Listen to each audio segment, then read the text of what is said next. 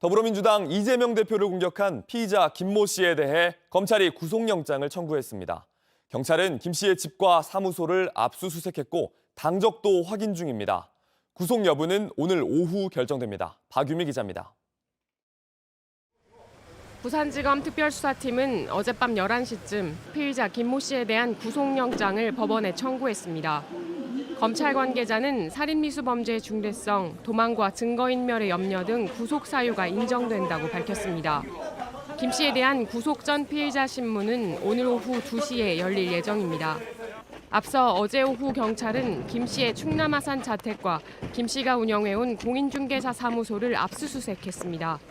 김 씨의 개인용 컴퓨터와 가도 등을 확보해 범행과의 연관성을 들여다보고 있는 것으로 전해졌습니다. 민주당과 국민의힘 중앙당에 대한 압수수색도 이뤄졌습니다. 논란이 불거진 김 씨의 당적 확인을 위해서입니다. 두 당은 임의 제출 형식으로 당원 명부를 제출했습니다. 민주당 자체 조사에선 김 씨가 지난해 민주당에 가입한 것으로 확인됐는데 민주당 측에선 김 씨가 과거 국민의힘 당적을 보유했다고도 주장했습니다. 범행을 위해 가입한 것이 아닌지 의심된다는 겁니다. 민주당은 철저한 수사를 촉구했습니다. 이번에 이런 테러, 끔찍한 테러에 대한 동기, 그리고 목적, 또 피의자의 정치 행적 이런 부분들이 다 낱낱이 다 밝혀져야 한다고 생각을 합니다. 반면 국민의힘은 확인되지 않은 사실이라고 반박했습니다. 정당 가입 여부 등을 두고 양극단의 혐오 정치로 몰아가려는 불필요한 논쟁은 지금 상황에 어떠한 도움도 될 수 없습니다. 이런 가운데 한동훈 국민의힘 비상대책위원장은 오늘 광주를 방문합니다. 온라인에 한 위원장에 대한 협박글을 올린 40대가 붙잡힌 가운데 한 위원장에 대한 경호 수준도 높아질 걸로 보입니다. JTBC 박유미입니다. 경찰은 피의자 김 씨가 흉기를 미리 개조해 준비하고 이재명 대표가 가려던 평산마을도 사전 답사하는 등 오랫동안 범행을 계획해왔다고 보고 있습니다. 저희가 과거 이 대표의 일정을 담은 영상들을 분석해 새해 첫날 이 대표가 고 노무현 전 대통령의 묘역을 참배했을 때도 이렇게 가까이에서 맴돌고 있던 모습을 확인했습니다. 배승주 기자가 취재했습니다. 김해 봉화마을을 방문한 이 대표 주변으로 지지자들과 취재진으로 북적입니다. 인파 가운데 모습을 드러낸 중년 남성. 이 대표를 습격한 김 씨입니다.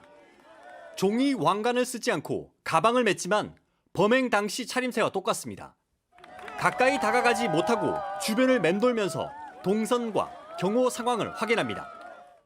이 대표 일정이 끝난 뒤엔 범행을 한 가덕도 신공항 근처 마을에서 포착됐습니다. 한 사람이 당직자라고 왔더래. 나이 많은 사람이 색을 빼고 좀 보여고 그러니까. 차도 안 가져오고. 그러니까 난 내 성씨 내가 이해가 안 되더라고.